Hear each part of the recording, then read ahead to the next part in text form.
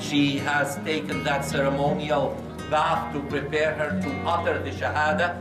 Ashhadu an la ilaha illallah wa ashhadu anna Muhammadan Rasulullah.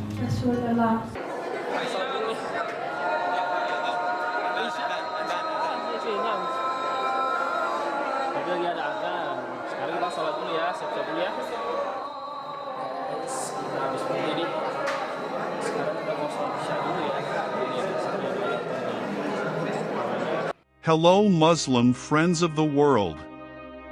The Western world's interest in Islam seems increasingly unstoppable.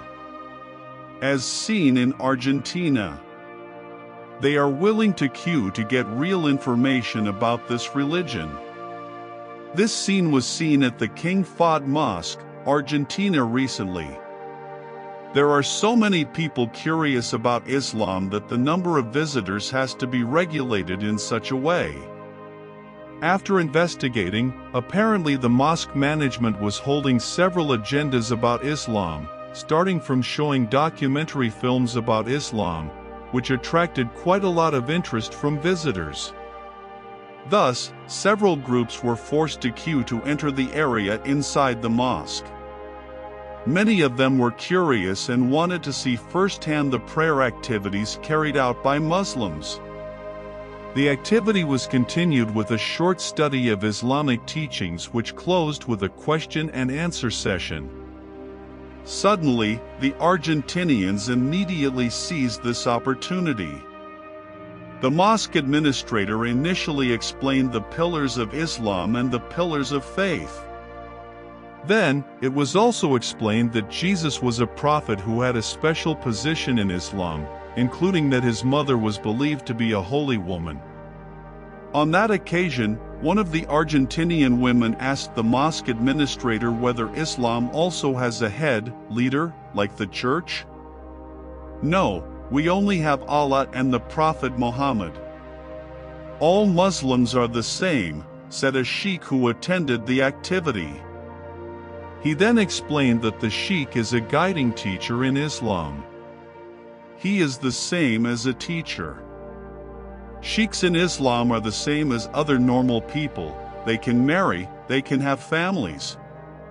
It's not like in Catholicism, where priests or nuns are not allowed to marry, he said.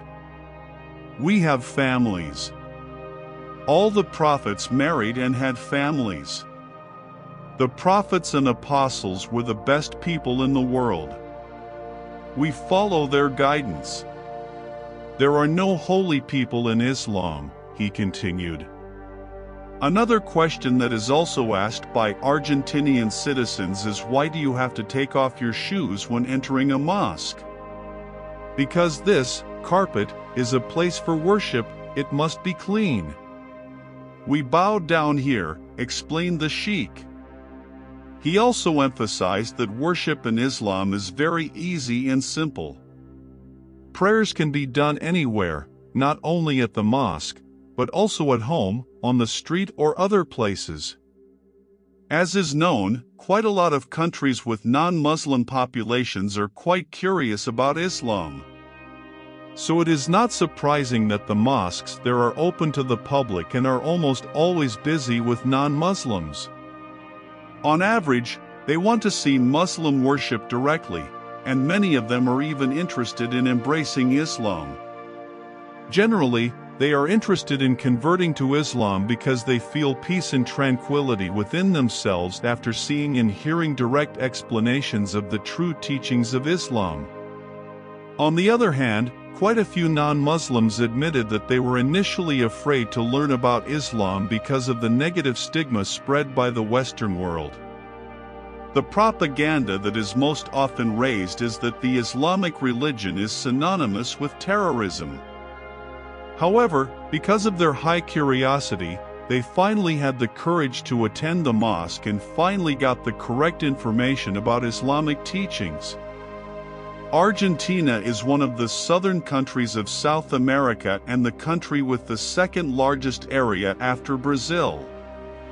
This country has quite a lot of population growth, namely 0.93%, so that in 2022 the population will reach 46 million people. Quoted from Findizien, of the total population, the community is divided into several religious groups, namely Christians, Protestants, Evangelicals, Roman Catholics, and Jehovah's Witnesses and Mormons, as much as 79.6%, no religion 18.9%, atheists 6%, agnostics 3.2%, and Islam 1.2%. Of the several percentages of adherents of these religions, the largest percentage is Christianity and the lowest is Islam. The presence of Islam as a minority country in Argentina has always been associated with the Spanish conquest and also exploration from America. The presence of Islam in Argentina can be attributed to the Spanish conquest and also the exploration of America. The first Muslim settlers were called the Moors in the 15th century who explored America at the same time as Spanish explorers. Moors refers to Muslims of North African and Spanish descent who were forced to convert to Christianity after the practice of proselytizing Islam was banned. To escape persecution, many fled and settled in this South American state.